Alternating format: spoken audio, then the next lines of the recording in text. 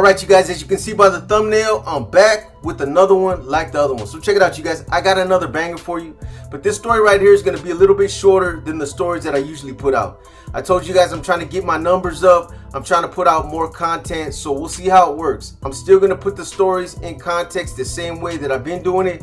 So nothing is really going to change except they're going to be a little bit shorter. We'll see how it works out. Anyway, without further ado, let me get straight to it. So this story right here is about a San Jacinto gang member named Raymond Barrera, who I'm now going to refer to as Cyclone for the purpose of this story. Later on in this story, Cyclone gets sentenced to the death penalty for 3 counts of first-degree homicide and 1 count of attempted homicide. Also, 2 of the 3 victims were either dropouts or known police informants. And here's the thing about this story that really caught my attention. When the details of this story were conveyed to me, one of the first things that jumped out to me about the lead suspect, Cyclone, was that he was a youngster and that he was in his early 20s at the time these homicides occurred. The reason why this surprised me is not because he was charged with 3 counts of first-degree homicide or because he was out there on the streets pushing a hard line.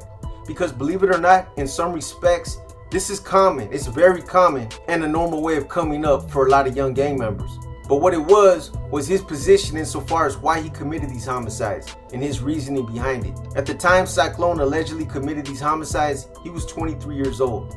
And by any measure, that's pretty young. I mean, like a lot of us, I was involved in criminal activity by the time I was 12, and I made it to prison by the time I was 18. But I was still green, and I still had a lot to learn by the time I was 23. And at least in my opinion, I would like to think that I was a little bit more advanced and further along than the average 23-year-old. But even with that said, I still had a lot to learn, and my political views were just beginning to take shape. Because without taking too deep of a dive into the technical part of all this, all these things are done systematically throughout the course of a process. You get around older, more seasoned gang members, and then the indoctrination process begins. And again, like I said, it's done over a period of time. You absorb the things that you identify with and the things that make sense to you, and then you leave behind the rest of it, whatever doesn't make sense to you. And then when it comes to your own political mindset or someone's political views, in my opinion, I just don't think you can really begin to even form these beliefs until you've acquired most of your core schooling first. So I'm not sure how much time Cyclone has spent in prison. I just don't think you can really begin to even form these beliefs until you've acquired most of your core schooling first. So I'm not sure how much time Cyclone has spent in prison, but I know he was convicted of illegal possession of a firearm, and according to everything I've been told, prison for it. But based on his age and when he committed these homicides, he couldn't have done any more than 2 or 3 years tops, and I doubt it was on a level 4 yard or anywhere like that. They probably shipped him off to fire camp or somewhere like Susanville or Jamestown. But anyways, the point that I'm trying to make is that by the time you're 23, gang members obviously have been given most, if not all, the basics that are relevant to that lifestyle. They're given the rules, the underlying purpose of what their cause stands for, and then they're given their concepts and their history, where they came from, and the fundamentals of where they're going. So they are somewhat educated and they're not left in the blind. Of course, you're always going to have those that excel and progress a lot faster than the rest of the class, your overachievers. And then you're going to have those that just don't get it. But irregardless of your level of schooling, the one thing that I'm sure everybody clearly understands is what it means to walk away from that lifestyle. What it means to cooperate with law enforcement, or what it means to betray your own people, to become a traitor. Those that have defected, cooperated, and betrayed their own people for whatever reason are considered to be the #1 enemy above everyone else. They're hated and despised even more than cops or the common enemy. Not just because they're traitors and derelicts who dishonored their oaths, but also because they're considered to be viable threats who gained all their knowledge and schooling through the same organization that they have betrayed. So with regards to Cyclone and this mission that he seemed to be on, whether it stemmed from the fact that he had been told on before in the past, or whether it was the result of him being obsessed with being on some type of house cleaning trip, whatever it was, he definitely seemed to be a few steps ahead of the game. Because again, according to my source, supposedly Cyclone had been told on before in the past, and as a result, his own reputation had somehow been marred and damaged. And considering him being so young in his so-called criminal or gang career, it was just surprising to find out what motivated Cyclone and the mindset that he was already pushing. He was obsessed with taking out DOs and known informants. You know, again, for the purpose of this story, I want to emphasize that all gang members know and understand what dropouts represent and how those that betray their gang are looked at. But why Cyclone took such a profound interest in eliminating these individuals is the question. Maybe it had something to do with the way he was gamed up, or maybe it had something to do with the fact that there was an influx of dropouts all over the streets, especially at a time like right now. In the early 90s up until around the early 2000s, gang members feared the consequences and the repercussions that came along with being identified as a DO or someone who had defected. And I think the fear was more prevalent back in those days because of how active criminal organizations like the Mexican Mafia and the Nuestra Familia were on the streets. Bodies were being dropped everywhere. And if you were someone who had cooperated with law enforcement, then you knew you weren't safe on the streets. That fear hasn't completely subsided. The threat of DOs being hit on the streets is still very real today. However, it's more of hit and miss, or potentially running into a target by chance. I just don't think it's nearly anything even close to like it was back in those days. And I think a lot of that is based on not only changes that have taken place within leadership, but also based on the fact that the leadership of these criminal organizations are no longer stranded back there in the chute, where they had nothing but time to plan, plot, and scheme. And believe it or not, that had a big impact. Because if you think about it, just the fact that they're out there on the main lines where they're at now is a huge distraction. They're focused on other things like generating revenue, smuggling in D, marketing cell phones, and building on the streets. Going after DOs and eliminating hermits and others who have defected is no longer at the top of the priority list. It's counterproductive to the bigger agenda. Nobody wants to lose manpower either, at least not behind whacking DOs. There's just too many. And they look at it now as a waste of valuable resources. I mean, if they catch someone slipping, then they're obviously going to get them. But it's not like it was back in the day when we'd hear about some of these DOs that were out there running around on the streets, and we'd send people out on special assignment to take them out. So on one hand, the mindset while these guys are behind the walls is changing insofar as pushing a hard line and the politics becoming more cutthroat. There's no question about that. But on the other hand, the mindset's also changing when these guys get back out there on the streets. Nobody's thinking about going back out there and cleaning up the streets, going after the DOs, the degenerates, the hermits, and all those others that have turned their backs and walked away. I'm sure they might set a target here and there, but I guarantee you, it's not being done on a large scale. To be honest with you, at least speaking from the NF's perspective, it's hard for them to even find manpower that are willing to function in the regiments these days. Nobody wants to get involved in the political arenas on the streets because of all the negative fallout that they've seen taking place in the past. Nobody's willing to place that kind of trust in each other anymore. And again, it's all based on everything that's happened in the past. Either because they see that other people have cooperated when they've gotten caught up in the past, or because they feel like committing to a street regiment and all the politics that come with it is basically like setting yourself up for failure. That if you don't end up getting caught up over D or money, that the politics will surely get you in the end. Anyways, after finding out that Cyclone's motivation was predicated on the fact that his own reputation had been marred by someone who cooperated against him in a criminal case in the past, it all made sense why Cyclone proactively chose to pursue going after DOs and police informants. The fact that he linked up with two other willing participants didn't help either. Robert Hernandez, who I'll now refer to as Little Crazy, was someone that Cyclone had known since they were kids, and at one point they had even went to school together. Little Crazy was barely 18 during the time when these incidents took place, and even though Cyclone was only 4 years older than him, he still looked up to him, and Cyclone had a lot of influence over him. So Tapash Durning, who I'll now refer to as Tani, was Cyclone's 20-year-old girlfriend, and they had been together since they had met 6 months earlier at the Saboba Indian Reservation in San Jacinto. Like a lot of the other Indian reservations that are spread out throughout the state of California, the Saboba Indian Reservation also had a casino and a resort that was a huge tourist attraction in that area. And again, this is where they met. So the thing about their relationship that made it so dangerous is that Cyclone was always trying to show out and do things in front of Tani to impress her, especially when it came to committing acts of violence or showing her how down he was as a gang member. He wanted to prove to her that he was more than willing to spill blood and hurt people every chance he got. So between the months of May and July of 2013, Cyclone, Little Crazy, and Tani were basically riding around in Tani's Dodge Caravan on a crime spree. And over the course of the next several months, they continued to use Tani's Caravan while navigating the streets of San Jacinto, hunting for more victims. They were young, they were lawless, and at the time they didn't think about or consider the consequences of what would happen if they got caught. When you're out there in the streets and you're running amok, you don't think about the consequences, and it's all fun until you get caught. So several months earlier, Cyclone had gotten a pistol from one of his older homeboys, and Cyclone was becoming more aggressive with it every time he used it.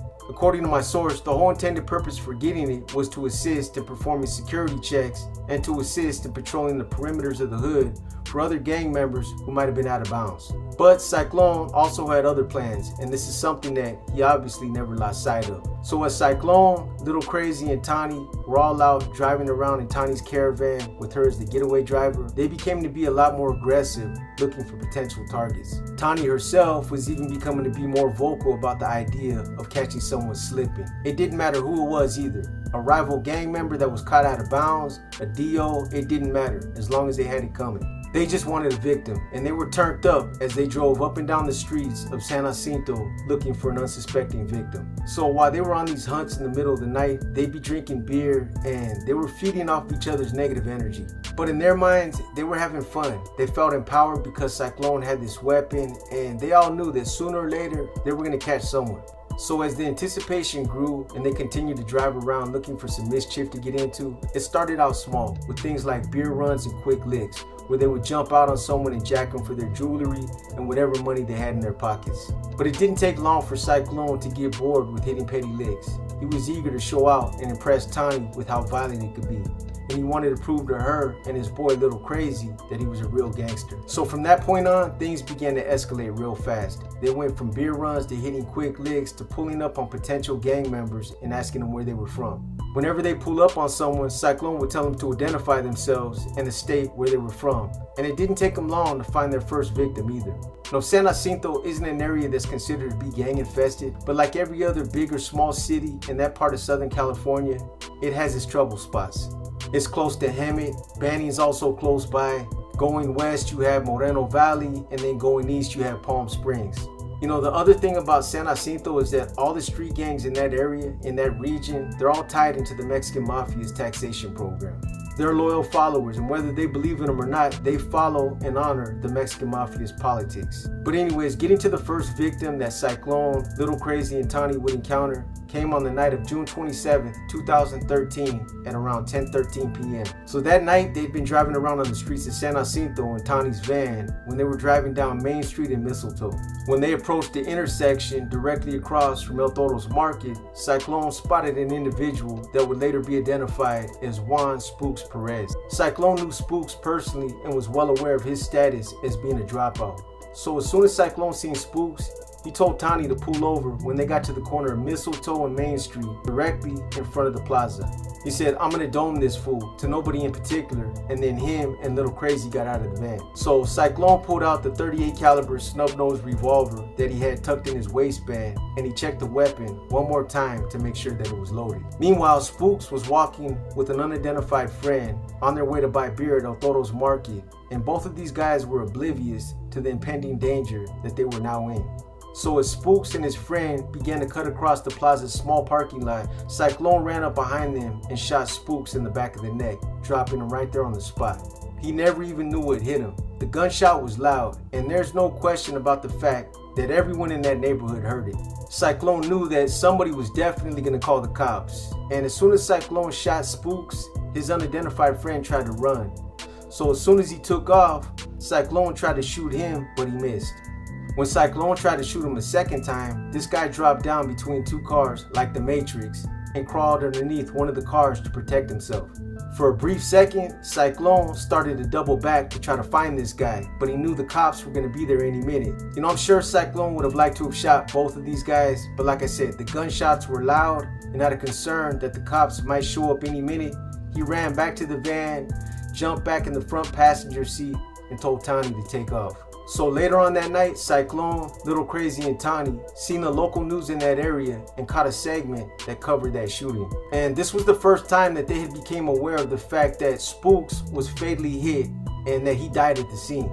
So the news segment that they watched on the shooting that night indicated that the San Jacinto Police Department didn't have any suspects or any idea why Spooks might have been targeted.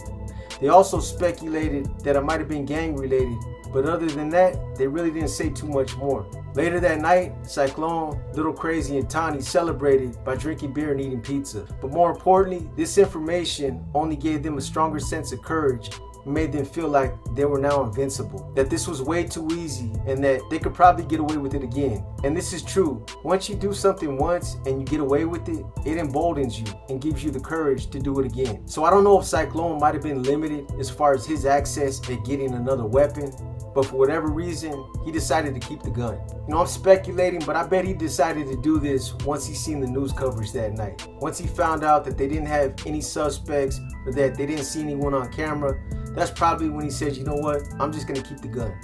But holding on to that gun was also a huge mistake, because what he also learned from that news segment that night is that that gun now had a body on it. You know, like I said, maybe he just didn't have the resources to get another gun, but he had to have known that anybody who got caught with that weapon was definitely going to be held accountable to answer for that body. So for the next couple of days, Cyclone started to formulate a plan in order to take out his second victim, a known informant by the name of Jose Flaco Venegas. So Flaco was someone who was well known amongst all the street gangs in San Jacinto for being a known informant, and his paperwork was old news. It had already been disseminated. In fact, Cyclone had even seen the paperwork himself, and he knew about all the details of the case. Flaco, on the other hand, was basically one of those guys that everybody knew about, who still lived in the neighborhood, but nobody wanted to touch out of fear that law enforcement might have been still watching and protecting him.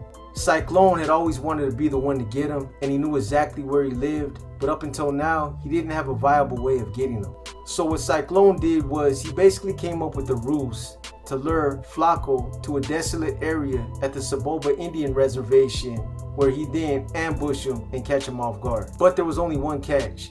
This plan required the assistance of Tani, Cyclone's girl. And according to what would later come out in Cyclone's trial, Tani wasn't too crazy about the idea of getting that deeply involved, where she would have to physically lure Flaco somewhere, but at some point she would later concede. You know, apparently Tani said that she didn't have a problem with being a getaway driver, and that she didn't have a problem with smacking cats down like they did spooks. But Tani obviously felt like this was directly involving her, and that she would be more at risk of being implicated if anyone found out that she was the last one who was with Flaco before he became the victim of a homicide. But after Cyclone gave her the assurances that she needed to hear and told her exactly how his plan was going to work, Tani agreed to go along with it, and eventually they put the plan in motion. So 3 days later, on June 30th, 2013, Flaco would end up falling victim to one of the oldest tricks in the book. Later, Tani would end up getting a hold of him and leading him to believe that he was going to get lucky that night. For all you cats that have a habit of letting the little homies sometimes do your thinking,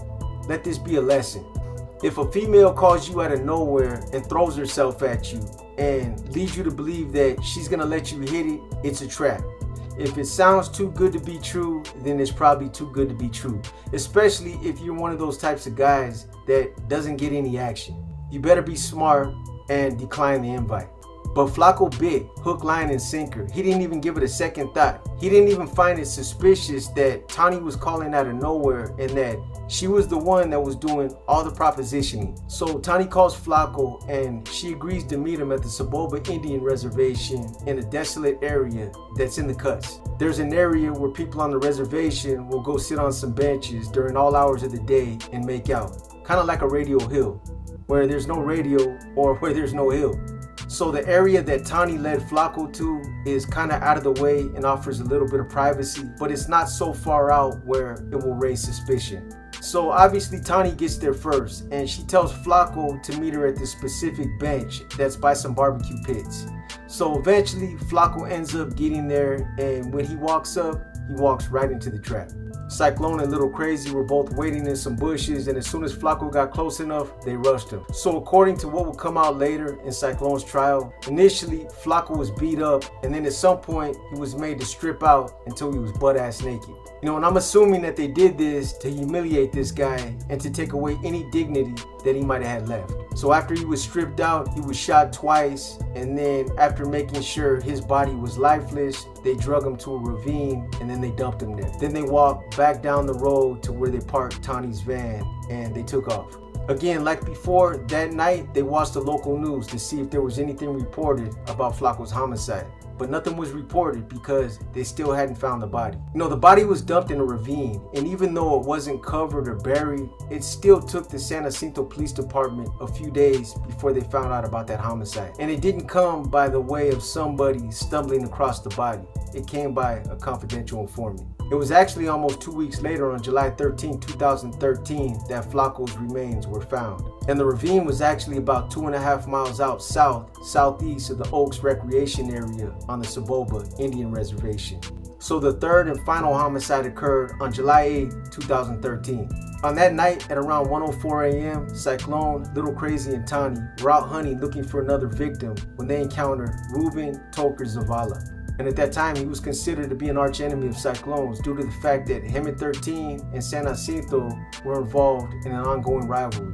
So at the time Toker was encountered, Cyclone, Little Crazy, and Tani were driving on West 1st Street when they spotted Toker crossing the street.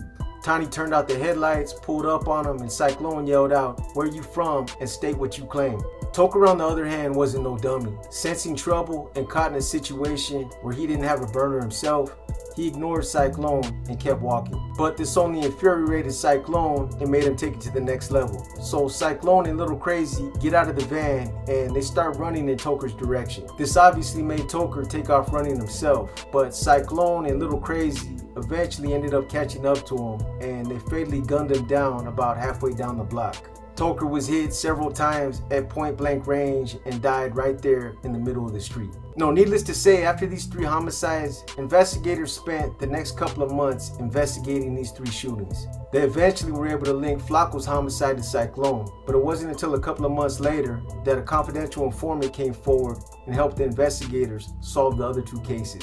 So Cyclone was arrested on August 30, 2013 in Beaumont, and was then transported to the Smith Correctional Center in Banning. He was charged with 3 counts of first-degree homicide and 1 count of attempted homicide with special allegations, lying in wait, which qualified his case to be tried for capital punishment. He was also charged with committing homicide for the benefit of a criminal street gang and for committing multiple homicides in 2013.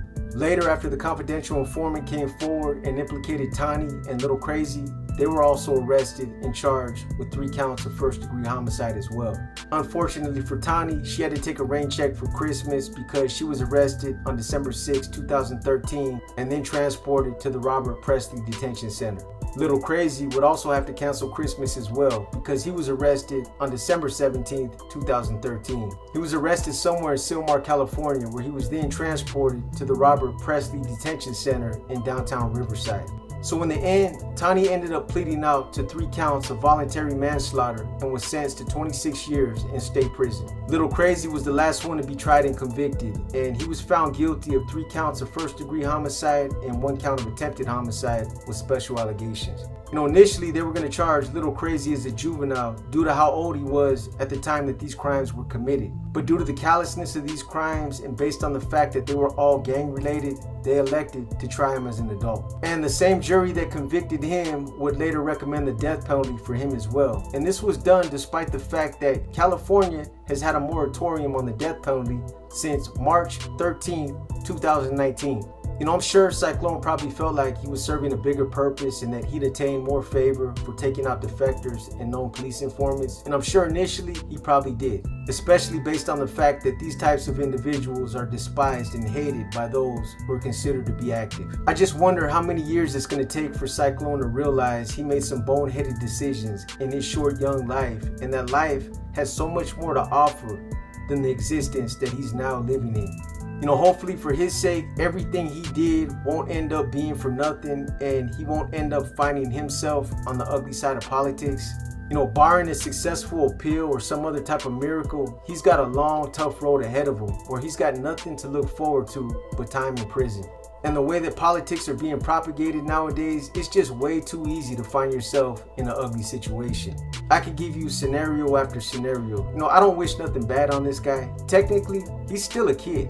A youngster that ended up with the death penalty by the time he was in his mid-20s, all because he bought into a belief system that he thought was righteous. You know, the other sad thing about this story that some of you youngsters out there need to take notice of has to do with trying to impress women. You know, there's nothing wrong with impressing your girl or trying to make a good impression on her. But doing it by committing acts of violence or showing her how gangster you are probably isn't something that you want to do. I could think of better ways to do it where it would probably benefit you both and where you wouldn't have to worry about spending the rest of your life in prison. So before you go jump out your car to go show out and do something sinister in front of her, or before you get ready to do something similar along those lines, think about the situation Cyclone's in and where it got him. The other thing that you need to remember is this: if you're the kind of individual that tries to impress your girl by showing her how gangster you are or how down you are for your set, I promise you, while you're locked up in that concrete box like a little monkey feeling sorry for yourself, she's gonna be out there with someone else. You know, people grow up and life continues to push you in different directions. But what do I know? I'm just a content creator with a YouTube channel trying to help some of you youngsters from making some of the same mistakes that some of us made. Hopefully I've said something that will ignite a spark in some of your minds that will help you see some of the things that I've been trying to tell you. Anyways, I hope you guys have enjoyed this episode of Paradigm Profiles. If you guys liked this episode, give it a thumbs up. If you didn't like this episode, give it a thumbs down. But either way, drop a comment and let me know what you think. And again, something else that's important that I'm going to continue to keep reminding you guys about is to not only hit the like, drop a comment, and share the video, but also hit the all symbol on the notification bell so that you're notified anytime I drop content on this channel. So with that being said, as always, I just want to thank those of you who continue to show your unwavering support and also for continuing to tap into this channel. In the meantime, you guys enjoy the rest of your day and keep pushing that positivity. Until the next one, this is your boy B, and I'm gone.